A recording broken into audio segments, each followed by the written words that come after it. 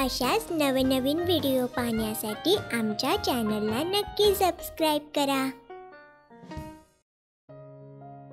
साने गुरुजी, श्यामची आई या पुस्तकामुळे सर्वत्र अजरामर झालेले व्यक्तिमत्व म्हणजे साने गुरुजी। ते एक मराठी लेखक, सामाजिक कार्यकर्ते, शिक्षक होते। साने गुरुजी यांचे पूर्ण नाव पांडुरंग सदाशिव साने असे आहे।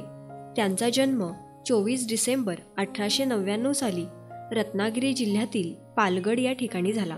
त्यांच्या आईचे नाव यशोदाबाई आणि वडिलांचे नाव सदाशिव असे होते।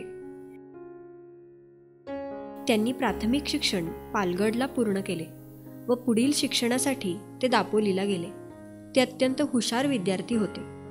शिक्षण घेत असताना त्यांनी मराठी व संस्कृत भाषांवर प्रभुत्व मिळवले। शिक्षण पूर्ण झाल्यानंतर साने गुरुजींनी जळगाव जिल्ह्यात अमळनेर येथे प्रताप विद्यालयात शिक्षकाची नोकरी केली।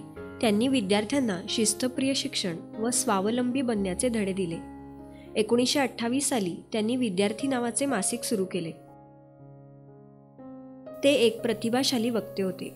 शाळेतील विद्यार्थ्यांच्या समस्या समजून घेऊन प्रत्येक विद्यार्थ्यांसोबत ते मैत्रीपूर्ण नात्याने राहिले। काही काळातच ते सर्वांचे आवडते शिक्षक झाले। रात्रंदिवस तन मन धन ओतून त्यांनी विद्यार्थ्यांना शिकवले।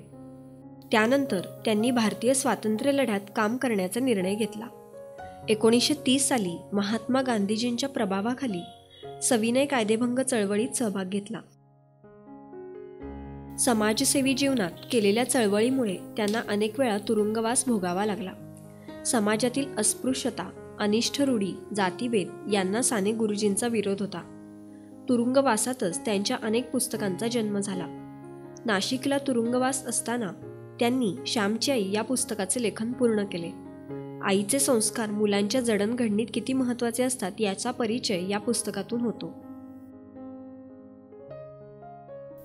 साहित्य लेखनाव्यतिरिक्त त्यांनी समाजकार्य केले। त्यांच्या लेखनातून आपुलकी प्रेम दिसून येते। तरुणांना आपले ध्येय गाठण्यासाठी प्रेरणा देणारी अनेक पुस्तके त्यांनी लिहिली। महिलांच्या जीवनावरही त्यांनी लेख लिहिले। 11 जून 1950 साली ते अनंतात विलीन झाले।